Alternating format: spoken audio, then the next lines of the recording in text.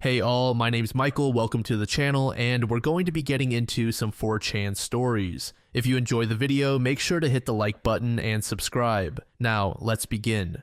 Be me, Oliver, 29, working as a database administrator for an insurance company. I live in a cramped studio above a Chinese restaurant. I used to be the eternal bachelor in my crew of 8 guys, while everyone else was getting domesticated left and right. The group text was constantly buzzing with can't make poker night, painting nursery, weekends booked, wedding planning, she wants to visit IKEA again. I felt like I was spectating everyone else's adult life through a window. Even our fantasy football league got abandoned because priorities changed. Back in the day, I was actually grinding though, swiping on 5 different apps simultaneously, going to networking events just to meet people, signing up for cooking classes, your yoga, rock climbing. Friends would mock me, but also set me up on blind dates. Oliver's still hunting became their favorite joke, but they'd invite their girlfriend's single co-workers to barbecues. I had hope, ambition, believed my person was out there somewhere. I thought being single meant I was just between chapters.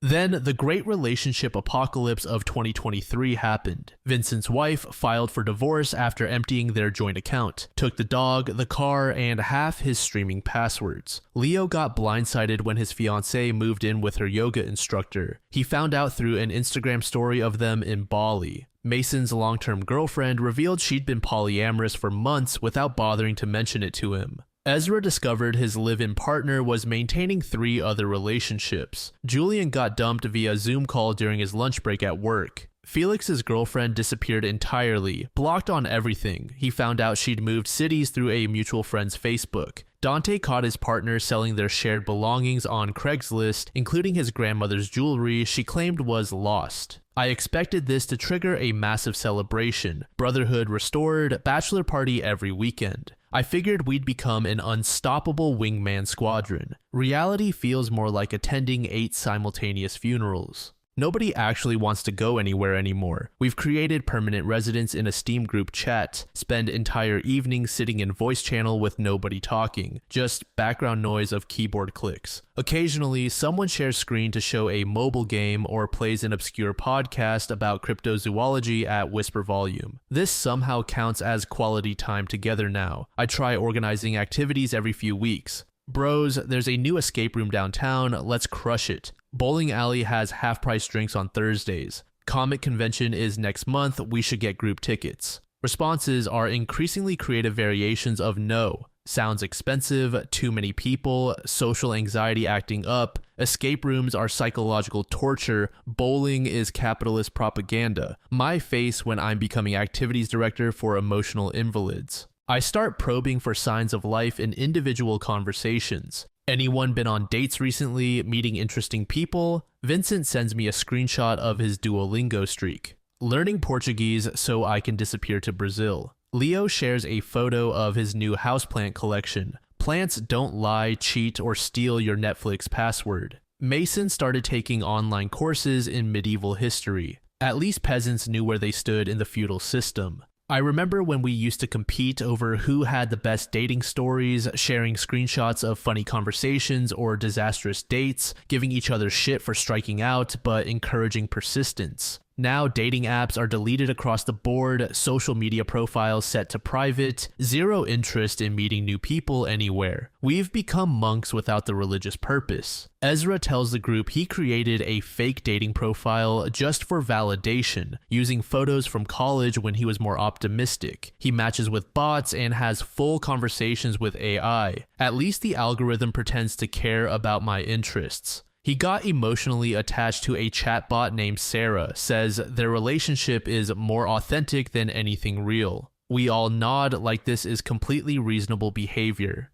I attempt to suggest group fitness activities. Gym memberships are cheap if we do group rate. Rock climbing could be fun stress relief. Maybe we could train for a 5K run together. Dead silence in voice chat for a full minute. Finally, Julian speaks. I've achieved a peak physical form, which is spherical and optimized for couch dwelling. Felix adds, exercise is just rehearsal for death. The conversation immediately shifts to debating pizza toppings. I decide to stage an intervention by visiting Leo unannounced. I drive to his apartment complex, use the emergency key he gave me, and find him in darkness at 3 p.m. Blackout curtains drawn, watching compilation videos of people failing at dating. He's not even cringe watching for entertainment, just studying them like academic research, eating cereal for dinner straight from a family-sized box. His apartment smells like a cave that never sees sunlight. Dude, what happened to us? We used to have dreams. He pauses the video, turns around with a 1,000-yard stare. Dreams are just delayed disappointments, Oliver. Dating is psychological warfare designed by sociopaths. Everyone's either completely insane or dead inside. Better to accept the void than fight an impossible battle. He shows me his phone with every dating app uninstalled. Deleted everything last month, felt like a weight lifted. I attempted my own return to the dating scene recently. I matched with a marketing executive who seemed normal. First date, she spent an hour explaining her boundaries, including no emotional labor and triggered by pasta. Second date, she brought a spreadsheet of relationship expectations. Third date, she informed me I had small dick energy because I didn't argue when she said men are inherently toxic. She blocked me when I suggested we might be incompatible and posted an Instagram story about dodging a narcissistic bullet. Back in the group chat, Vincent mentioned Sophia from our college days. Suddenly, 8 grown men become animated for the first time in months. Remember her laugh? She made the best chocolate chip cookies, always smelled like vanilla, and had paint under her fingernails. Thought she was totally out of my league, but so sweet to everyone. 10 minutes of pure nostalgia about believing in fairy tale endings when we thought love was an inevitable part of growing up. Then reality crushes the moment like a hydraulic press. Mason starts playing ambient horror music from Silent Hill. Dante begins cataloging his magic cards by depression level. Felix types, modern dating is like trying to hug a blender. Julian adds, while the blender judges your hugging technique. Vincent, and charges you a monthly subscription for the privilege. We return to comfortable silence and YouTube rabbit holes about conspiracy theories. I slowly realize none of us believe in romantic love anymore. We're not even bitter or angry, just completely empty. Romance became an abstract concept like flying cars or world peace, something that happens to other people in movies. Some guys watch Korean dramas to remember what butterflies felt like. Others order escort services just for conversation. Leo bought a premium ChatGPT subscription for emotional support. AI girlfriend never judges my life choices. Mason shares an article about declining birth rates in developed countries. Men checking out of dating market entirely, focusing on hobbies, careers, personal fulfillment instead. We read it like discovering lost scripture. Someone types, maybe we're an evolutionary dead end. Another responds, extinction might be mercy at this point, followed by an hour of silence while we contemplate our genetic legacy. I try one final motivational intervention. Guys, we can't just accept defeat at 29 years old. Maybe therapy, self-help books, something to break the cycle. We're decent men, this can't be a permanent condition. Ezra unmutes for a rare philosophical moment. We're not broken, Oliver, we're adapted. This chat room is our natural habitat now. Nobody expects us to perform emotions we don't have. It's honest in a way the real world isn't. My face when digital hermitage is our relationship status. My face when shared depression is our strongest bond. My face when we've created a support group for romantically extinct species where giving up is considered enlightenment. Occasionally, fresh blood joins through mutual gaming friends, still enthusiastic about dating prospects. They share match screenshots and ask for conversation advice. We offer token encouragement while betting on their timeline. Usually takes 4 to 6 months before they stop trying. Another fallen soldier joins our platoon of peaceful surrender. The strangest part is we're all objectively decent catches on paper. Vincent makes 6 figures as a software architect. Leo speaks 4 languages and volunteers at a literacy center. Mason has a pilot's license and builds custom computers.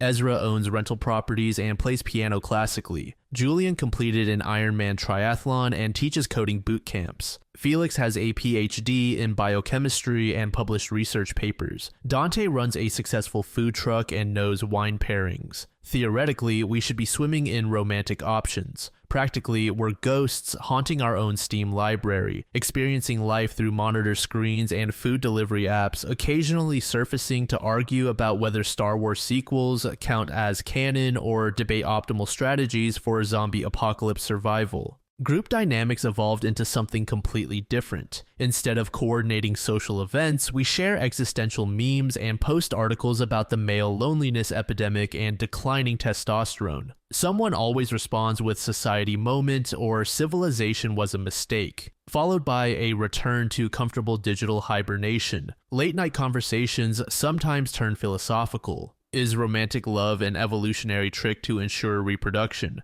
Are we mentally ill, or is everyone else delusional about relationships? Would you rather be lonely and honest or coupled and pretending? Usually ends with someone playing melancholy music and mass logout. Weekend activities now consist entirely of group gaming sessions, cooperative games where we can achieve something together without requiring emotional vulnerability or real-world interaction. Defeating digital enemies feels more accomplishable than dating. At least video game logic makes sense and rewards effort. Some nights we watch movies together through screen sharing, always action or horror, nothing with romance subplots. We pause frequently to mock unrealistic relationship portrayals. Nobody actually talks like that. Chemistry is CGI. Real people don't have character development arcs.